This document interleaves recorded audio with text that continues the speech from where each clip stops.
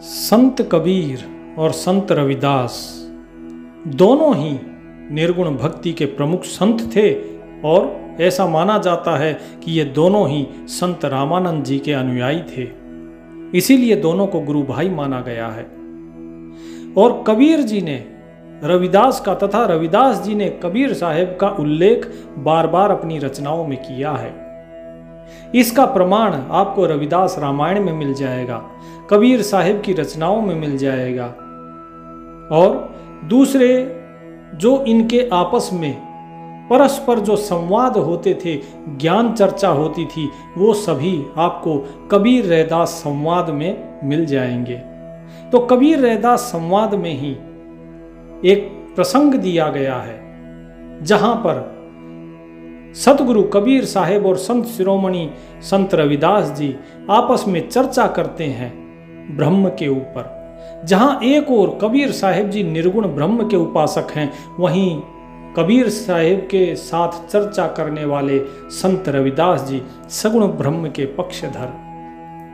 तो इसके अंदर जो कबीर साहेब हैं वो कहते थे कि वो परमात्मा निर्गुण निर्विकार, और रविदास जी कहते कि वो अवतारमय है, यानी सगुण दृष्टि से वो व्याख्या करते थे ईश्वर की। दोनों के भक्ति का एक ही लक्ष्य था, ब्रह्म एकता पर दोनों सहमत थे, लेकिन कबीर जी ने कभी सगुण पूजा पर जोर नहीं दिया। इसका प्रमाण आपको अनंत दास परिचाई के ऐतिहासिक ग्रंथों में और नाभा दास के भक्ति ऐतिहासिक जो रचनाएं हैं उनमें आपको मिल जाएगा। साथ साथ कबीर रैदास संवाद में, जो कि मैंने बताया कि इसका उल्लेख किया गया है इस चर्चा का। अब ये चर्चा क्या थी, आइए उसको देखते हैं। ये सभी लोग जानते हैं कि संत कबीर दास जी और संत रविदास जी, इन दोनों का एक दूसरे के प्रति जो प्रेम था वो अगाध था, अथाह था। ये दोनों एक दूसरे के हमेशा साथ रहते थे। इस चीज का प्रमाण आचार्य गरीबदास महाराज की वाणी में बार बार मिलता है। एक बार संत कबीर जी और संत रविदास जी दोनों गंगा के घाट पर बैठे हुए थे, दोनों ध्यान मग्न थे। कुछ देर के बाद संत रविदास जी ने आंखें खोली और कबीर साहेब की तरफ देखते हुए कोमल स्वर में कहा, भाई कबीर, जीवन की इस अनंत धारा में जब सब कुछ बह जाता है तब कोई रुक कर पूछता है, मैं कौन हूं, तू कौन है, और वह कौन है जिसे हम परमात्मा कहते हैं। लेकिन ये तब पूछता है जब सब कुछ बह जाता है, सब कुछ उसके हाथ से निकल जाता है। जब तक जीवन होता है तब तक तो कोई ध्यान देता नहीं, इस संसार को ही सत्य मानकर इसके अंदर लगे रहते हैं। आपकी वाणी में बार बार निर्गुण की बात आती है, वो निर्गुण ब्रह्म कैसा है? तो कबीर दास जी मुस्कुराते हुए कहते हैं कि रैदास भाई सुनो, ब्रह्म तो अजन्मा है, अनामी है, उसका कोई नाम नहीं, निराकार है, कोई आकार नहीं। वह किसी मूर्ति, किसी रूप या किसी चित्र में बंध नहीं सकता। वह तो स्वयं प्रवाह है और स्वयं धारा है। निर्गुण नाम हमारा ले सूरत समाना जाहे, ना ताहि देख सके कोई, ना ही कहे कुछ जाहे। कि वो जो निर्गुण है उसका नाम लेने से चेतना उसी में लीन हो जाती है। उसे देखा नहीं जा सकता, उसे शब्दों में बांधा नहीं जा सकता, अर्थात उसके बारे में कुछ कहा नहीं जा सकता। जो निर्गुण है अर्थात गुणों से परे है। तो रविदास जी सगुण भक्ति का पक्ष रखते हैं और कहते हैं कि कबीर भाई, जब तक चेतना बालक के समान है, वह किसी मूर्त रूप में प्रेम करना चाहती है। माता की गोद में पलने वाले को निराकार का क्या ज्ञान? जो बालक छोटा सा है उसे क्या पता कि निराकार क्या होता है? वो माता को देखता कि माता साकार है तो उससे प्रेम होता है। लेकिन अगर उसको कहा जाए कि माता का कोई रूप ही नहीं है तो किससे प्रेम करेगा? कबीर जी उत्तर देते हैं, भाई प्रेम तो ठीक है, परंतु अगर हम रूप पर ही अटक गए तो फिर ब्रह्म की गहराई में कैसे पहुंचेंगे? संत रविदास जी ये सुनकर विचार मग्न हो गए और कुछ देर के लिए शांत हो गए। फिर बोले, भाई कबीर, जब मैं इन लहरों को देखता हूं तो सोचता हूं, क्या ये लहर सागर है या सागर से भिन्न है? फिलहाल तो हम नदी के किनारे बैठे हैं, इन नदी की लहरों को ही ले लो। क्या ये नदी से अलग हैं या ये और नदी दोनों एक ही हैं या ये लहर ही नदी है? उनकी आवाज में सौम्यता थी जो अंदर तक पहुंच जाए। कबीर साहिब जी ने उत्तर दिया, रैदास, लहर और सागर भिन्न नहीं है। लहर तो उसी सागर का एक खेल है। जब लहर मिटती है तो वो कहां जाती है? सागर में समा जाती है ना। कबीर साहब मुस्कुरा दिए। उनके शब्द गंगा की धारा जैसे सहज बह रहे थे। संत रविदास जी फिर बोले, तो फिर कहो हे संत श्रेष्ठ, यह जीवात्मा जो सुख दुख की लहरों में डोलती है, वह कब जाकर अपने सागर से मिलेगी, अपने ब्रह्म में लीन होगी? अब संत शिरोमणि रविदास जी की आंखों में एक गंभीर जिज्ञासा चमक उठी थी। कबीर जी बोले, भाई रैदास, जब यह अपना मैं छोड़ देगी, जब इसका मेरा और तेरा का घेरा टूट जाएगा, जब यह अपने रंग रूप जात पात नाम गौरव को छोड़कर सत्य की ओर मुड़ेगी, तब यह उसी ब्रह्म की धारा में विलीन हो जाएगी। जरा मुझे बताओ, क्या लहर सागर से अलग है? नहीं ना। अगर आप लहरों को बाहर से देखोगे तो अलग अलग दिखेंगी, लेकिन जब अंदर से देखोगे तो बताओ, क्या लहरें सागर से अलग हैं? वो तो पहले से ही विलीन है, लेकिन ये अलग इसलिए दिखती हैं क्योंकि ये बाहर देख रही हैं, अंदर नहीं। इसी प्रकार ये जीवात्मा ये भी बाहर देखता है और सबको अलग अलग देखता है, ये अपने अंदर नहीं देखता। कबीर जी के शब्दों में एक आग थी, पर यह आग जलाती नहीं थी, यह आग भीतर से शुद्ध करती थी। संत रविदास जी ने गहरी सांस ली और कहा कि भाई कबीर, परंतु जब तक बालक होता है वह मां का चेहरा पकड़कर चलता है, मां के चेहरे को ही समझता है, उसे ही जानता है, उसे ही पहचानता है। यदि उसे कहें कि मां का कोई चेहरा नहीं तो वो भ्रमित हो जाएगा। आप तो निर्गुण ब्रह्म के उपासक हैं, तो मुझे बताइए, अगर इसी तरह साधक अभी कच्चा है, उसके लिए क्या सगुण ईश्वर की भावना सहारा नहीं बनती? उन्होंने अपनी हथेली में रुद्राक्ष की माला को धीरे धीरे घुमाया, जैसे हर मनके के साथ अपने तर्क को पुष्ट कर रहे थे।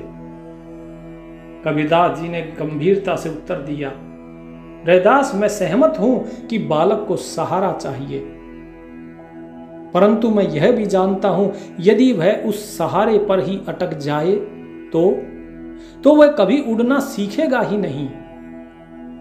सगुण की सीढ़ी से चढ़कर भी उसे निर्गुण के आकाश में ही उड़ना होगा, अन्यथा वह सदा बंधा ही रहेगा। जिस प्रकार एक चिड़िया अपने बच्चों को जब थोड़े बड़े होने लगते हैं तो उन्हें घोंसले से धक्का मारने लगती है, ताकि वो उसके ऊपर निर्भर ना रहें, वो स्वयं अपने पैरों पे खड़े हों, स्वयं अपना कमाए, स्वयं जाएं। और यदि वो सहारे पर ही निर्भर रहेंगे तो क्या कभी वो स्वावलंबी हो सकेंगे? क्या वो कभी आत्मनिर्भर हो सकेंगे? नहीं ना, क्योंकि उनको आदत हो जाएगी घोंसले में बैठे बैठे खाने की। इसीलिए चिड़िया उसे बाहर कर देती है, ताकि वो खुद उड़े, खुद जाए, खुद ढूंढे और खुद खाए। और वो देखिए आत्मनिर्भर बनता है।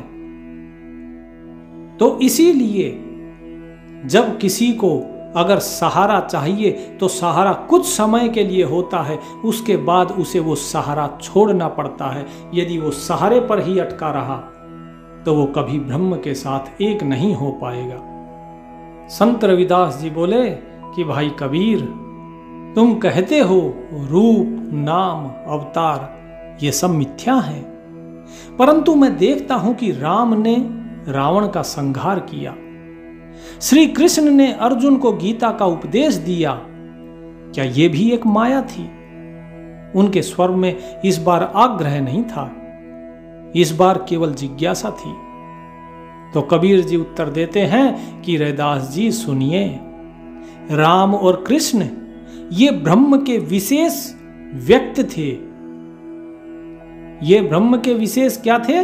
व्यक्त थे, व्यक्त रूप।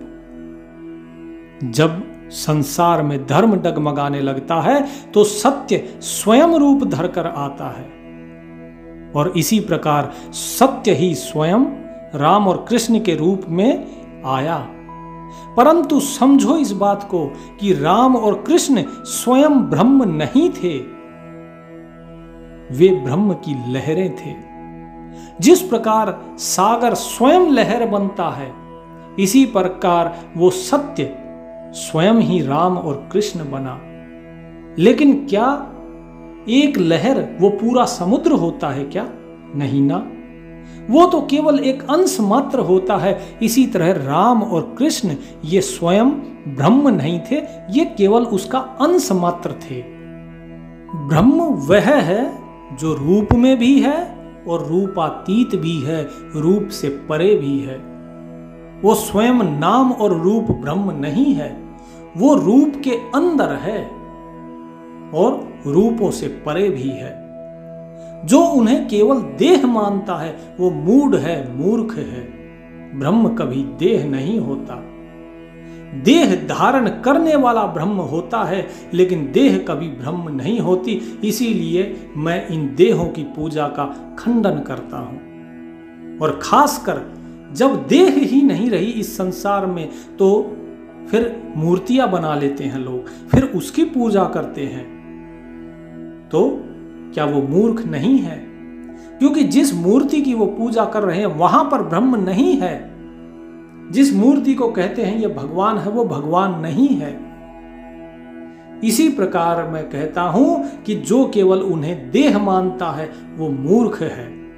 कृष्ण को अगर कोई देह रूप से देखता है तो वो मूर्ख है। राम को कोई देह रूप से देखता है वो मूर्ख है। आपको अगर कोई, हे रैदास जी, अगर कोई आपको ये कहे कि ये देह आप हो तो वो मूर्ख है। यदि कोई कहे कि इस कबीर को कि ये कबीर ये शरीर है तो वो मूर्ख है, क्योंकि हम इस नाम और रूप से परे हैं। ये नाम और रूप हम नहीं है, ये तो केवल व्यवहार के लिए है। जो उनमें ब्रह्म की लीला को देखता है, जो इन शरीरों के अंदर ये जानता है कि ये ब्रह्म की लीला है, स्वयं ब्रह्म नहीं है, वही तत्वदर्शी है। उसी को तत्वदर्शी कहते हैं। जो गगन में ध्वनि समानी त्यों जीव ब्रह्म समाये, देखत सुनत सबय मिट जाई, शब्द अनाहद गाए। जैसे आकाश में ध्वनि गुम हो जाती है, ध्वनि इस आकाश के अंदर समा जाती है, इसी प्रकार ये जीवात्मा ये उस ब्रह्म के अंदर विलीन हो जाती है, जैसे लहरें सागर में। ये सब देखते और सुनते सुनते ये कितनी ही लहरें मिट गई, कितने ही जीव उसके ब्रह्म के अंदर समा गए। लेकिन वो तब जब उस अनाहद शब्द को गाओगे, जब उस अनाहद शब्द के अंदर ध्यान लगेगा, तभी होगा ये। पीपल के वृक्ष के नीचे बैठकर कबीर और संत रैदास जी का संवाद बहता रहा, जैसे दो नदियां मिलकर एक ही महासागर की ओर बढ़ रही हों। वातावरण में एक अदृश्य कंपन था और शब्दों से भी गहरा, मौन से भी अधिक गहन था वो कंपन। संत रविदास जी बोले कि भाई कबीर, तुम्हारी वाणी में जात पात का खंडन स्पष्ट है, तुम स्पष्ट रूप से खंडन करते हो इसका। मैं स्वयं अपने जीवन में जाति भेद के विष को झेल चुका हूं। क्या इस जाति भेद भाव को कोई खत्म नहीं कर सकता? क्या इसका कोई अंत नहीं है? उनकी आंखों में दर्द भी था और एक विश्वास भी। तो कबीर दास जी उत्तर देते हैं कि हे संत शिरोमणि, जाति तो मन की जंजीर है, ये परमात्मा ने नहीं बनाया, ये इस मन ने बनाई। इस मन की जंजीर को जब चाहो तब तोड़ लो। जिसने अपने भीतर परमात्मा को पहचाना, उसके लिए न ऊंच है, न नीच, न ब्राह्मण, न चांडाल, सभी जीव एक ही ज्योति के अंश हैं। कबीर जी की आवाज वज्र के समान थी, कठोर लेकिन निर्मल। रविदास जी ने पूछा, तो क्या समाज कभी निष्पक्ष हो सकता है? क्या मनुष्य केवल मनुष्य बन सकता है, जात पात धर्म को छोड़कर, कि केवल मनुष्य रहे, बिना जाति के, बिना अहंकार के? जिस प्रकार ये गंगा जी सबको धोती है, एक समान धोती है, ये कभी भेदभाव नहीं करती। जैसे वायु सभी को प्राण देती है, कभी भेदभाव नहीं करती। आकाश सभी को अपने नीचे रखता है, पृथ्वी सभी को सहारा देती है, सभी को अन्न देती है, कोई भेदभाव नहीं। इसी प्रकार क्या कभी मनुष्य मनुष्य हो पाएगा जिसमें कोई भेदभाव ना हो? तो कबीर जी ने उत्तर दिया कि रैदास भाई, जब भीतर भक्ति का दीप जलेगा तब हृदय में प्रेम का सागर लहराएगा, तब जाति अपने आप टूट जाएगी। परंतु यह क्रांति बाहर से नहीं, भीतर से होगी। कोई घोषणा नहीं, केवल प्रेम और केवल अनुभव। जाति न पूछो साधु की, पूछ लीजिए ज्ञान, मोल करो तलवार का, पड़ा रहन दो म्यान। कि साधु की कोई जात नहीं होती, केवल उसके ज्ञान को पूछा जाता है, उसकी जाति को नहीं पूछा जाता। इसी प्रकार जैसे तलवार लेने जाता है कोई, तो केवल तलवार का जो मूल्य होता है वो पूछा जाता है, ना कि म्यान का। म्यान चाहे कितनी भी सुंदर क्यों ना हो, लेकिन मोल तलवार का होता है। रविदास जी ने श्रद्धा से सिर झुकाया और कहा कि भाई कबीर, यह वाणी तो आत्मा को झकझोर देती है, किंतु जब समाज ताना मारे, अपमान करे, अपवित्र कहे, तब साधक कैसे धैर्य धारण करे? उनका जो स्वर था वो अनुभव की पीड़ा से भीगा हुआ था। कबीर जी बोले, रैदास, जो सत्य के मार्ग पर चलता है उसे संसार की कड़वाहटों से डरना नहीं चाहिए। जैसे कमल दलदल में खिलकर भी निर्मल रहता है, जितना दलदल बढ़ता जाएगा कमल उतना ही ऊपर उठता चला जाता है। इसी प्रकार तुम भी कमल हो, जो इस जात पात के कीचड़ के अंदर खिले हुए हो। ये जात पात का कीचड़ कितना ही ऊपर उठ जाए तुम्हें गंदा करने के लिए, लेकिन तुम वो कमल हो जो ऊपर ही उठते जाओगे, वो कभी इस जात पात के दलदल में नहीं फंस सकता। तुम निर्मल हो, शुद्ध हो, और तुम हमेशा हमेशा ऐसे ही खिले रहोगे। साधक को अपमान में भी आनंद खोजना चाहिए।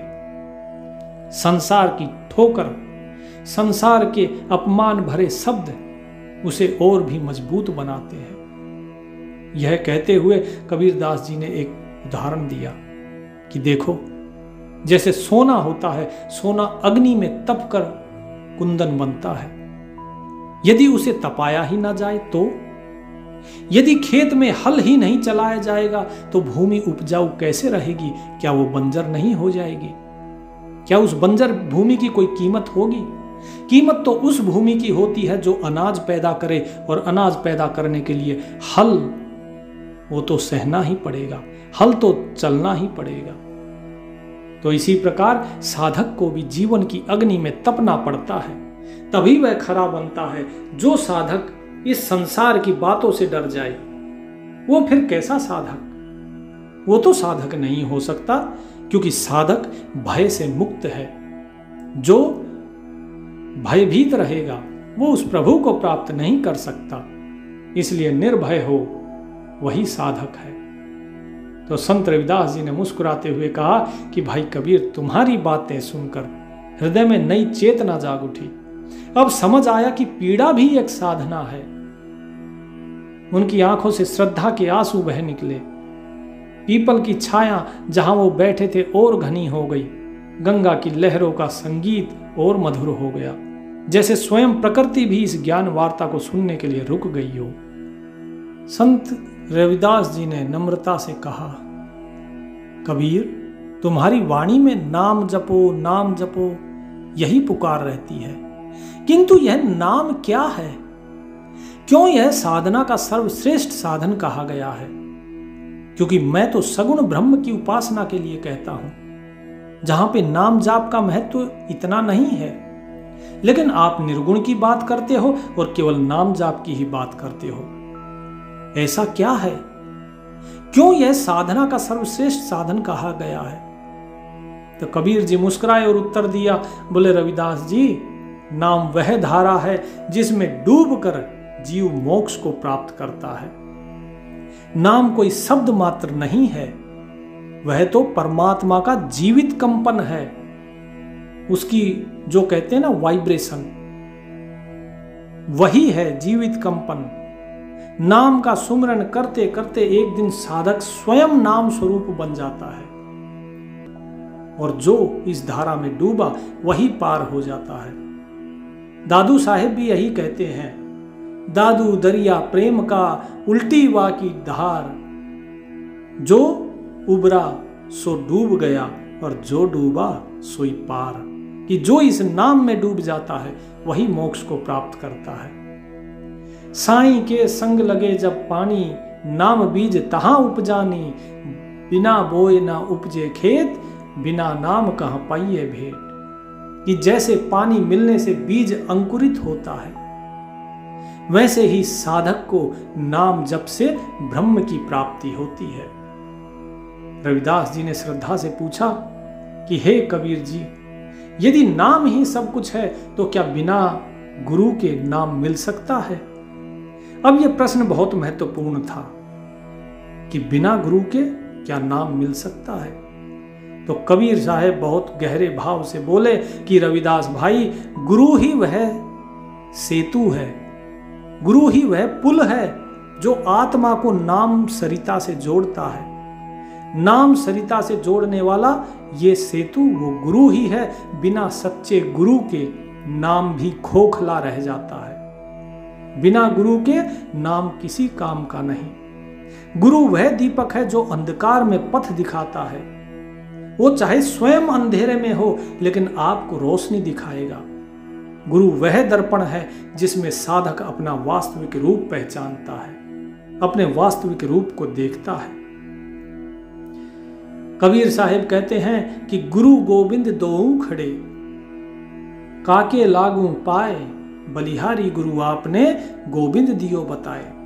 कि जब गुरु और गोविंद दोनों सामने खड़े हो तो पहले गुरु के चरणों में नतमस्तक होना चाहिए, क्योंकि वही है जिसने आपको उस गोविंद का मार्ग दिखाया, जिसने उस गोविंद का साक्षात्कार कराया। तो रविदास जी ने आंखें मूंद ली और उनके होठों से सहज ही निकल गया कि सच्चा गुरु दुर्लभ है। सच्चा गुरु ऐसे ही नहीं मिल जाता, किंतु एक बार मिल जाए तो फिर साधक का कल्याण निश्चित है। कबीर जी ने सिर हिलाते हुए कहा कि हाँ रैदास, गुरु केवल ग्रंथों का ज्ञाता नहीं होता, गुरु तो स्वयं जीवित वेद है। गुरु का दर्शन करना ही साधना का आरंभ है। गुरु के वचन को पीना ही साधना की पूर्णता है। जिसने गुरु का दर्शन किया समझ लो उसकी साधना आरंभ हो गई, और जिसने उसके वचनों को पीना शुरू कर दिया अर्थात उस पर आचरण शुरू कर दिया, समझ लीजिए कि वो पूर्ण हो गया, क्योंकि उसने गुरु के वचनों को अब जीना शुरू कर दिया है। तो रविदास जी ने नम्रता से कहा कि भाई कबीर, मेरे भी गुरु हैं स्वामी रामानंद जी, जैसे आपके गुरु हैं। उनकी कृपा से ही मैं जान सका कि परमात्मा किसी एक मंदिर में नहीं, प्रत्येक कण कण में समाया है। अब उनकी आंखों में भक्ति की ज्योति जल रही थी। कबीर जी ने उत्तर दिया, हाँ रैदास, हम दोनों की आत्मा एक ही राह पर है। मेरे भी गुरु वही हैं और आपके भी। हम दोनों ही गुरु भाई हैं। उनके चरणों की धूलि ने हमें ये दृष्टि दी है। उनकी कृपा से ही मैंने उस निर्गुण का रस चखा है और तुमने उस सगुण का रस चखा है। लेकिन उस सगुण से इस निर्गुण पर तो आना ही होगा। दोनों एक साथ बैठकर और गुरु की महिमा का पद गाना आरंभ कर दिया। गुरु बिन कौन बतावे बाट, गुरु बिन कौन हटावे भ्रात, गुरु बिन कौन करे उपदेश, गुरु बिन कौन खोले गांठ।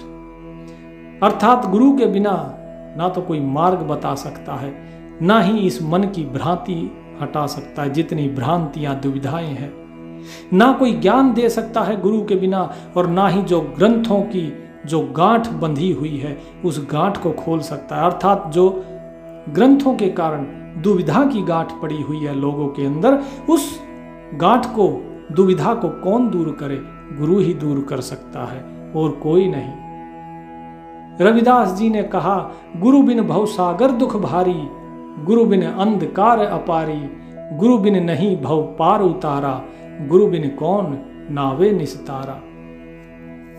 कि गुरु जो है वही इस भव सागर, अथाह दुख के जो भव सागर है, इससे पार कर सकता है। उसके अलावा कोई नहीं जो इस अपार अंधकार से निकाल सके। वो गुरु ही है जो इस संसार सागर से पार कर सकता है, वही हमारी नाव को पार लगा सकता है।